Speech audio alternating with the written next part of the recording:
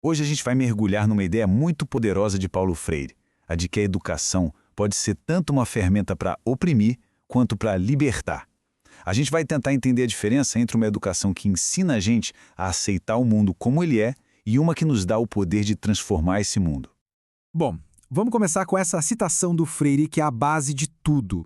O que ele está querendo dizer com isso na prática? É que essa nossa capacidade de olhar para a nossa própria realidade, de pensar sobre ela, é o que nos permite agir e mudar as coisas. Sabe, a gente não é só uma peça no tabuleiro, a gente pode ser o jogador que muda o jogo. É daí que parte todo o pensamento dele. Para a gente poder entender a solução que o Freire propõe, primeiro a gente precisa sacar o problema que ele identificou. Ele deu um nome para isso: modelo de educação bancária. Vamos ver o que isso significa. A metáfora é muito boa, né? Nesse modelo, o professor é quem sabe tudo e o papel do aluno é basicamente decorar esses depósitos de informação sem questionar nada. Aprender vira um ato de arquivar conteúdo e não de criar ou de descobrir.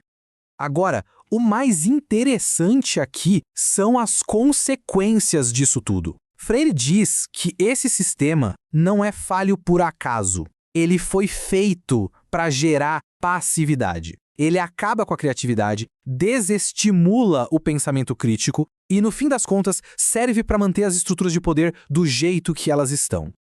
E essa frase resume a questão de um jeito brilhante. A educação bancária ensina as pessoas a se adaptarem ao mundo, a se encaixarem nos lugares que já existem. Ela não te dá ferramenta para questionar por que o mundo é assim, ou como ele poderia ser diferente. Ou seja, é acomodação e não transformação.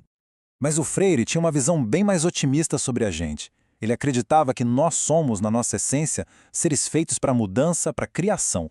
Vamos explorar um pouco essa base do pensamento dele.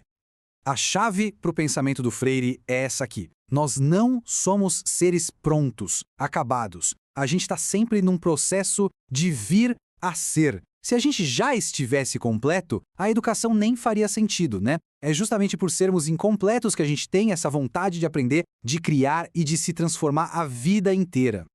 E esse processo de se tornar alguém não acontece sozinho, isolado. Freire batia muito na tecla de que somos seres sociais. A gente aprende e cresce através do diálogo, da troca, da interação com os outros e com o mundo. A nossa existência é definida por essas conexões. Vamos detalhar um pouco mais isso.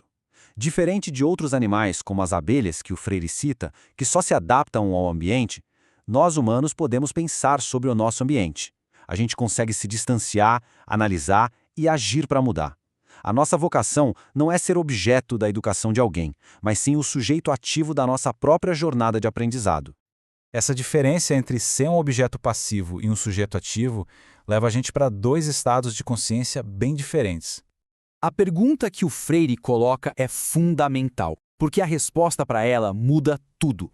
O tipo de educação que a gente recebe molda completamente o nosso jeito de ver o mundo, criando duas mentalidades que são o oposto uma da outra.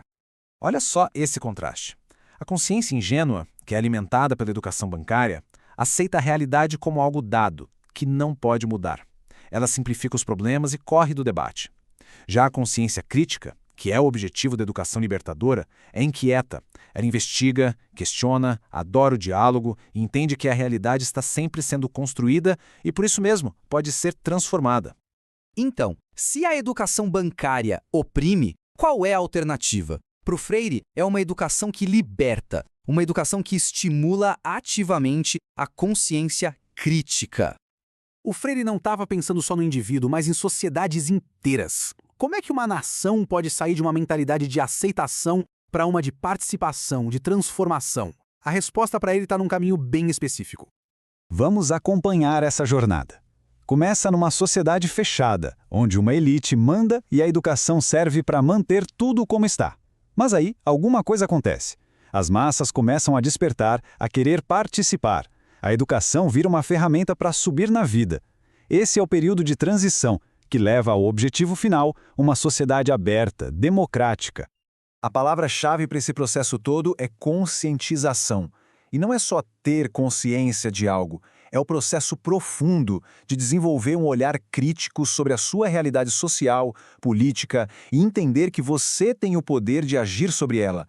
É a passagem de ser um peão no jogo para se tornar um jogador da história. E aqui está o pulo do gato. A educação libertadora não é só uma consequência de uma sociedade democrática. Ela é o motor que empurra a sociedade na direção da democracia. É a ferramenta que alimenta a conscientização e que torna essa transição possível.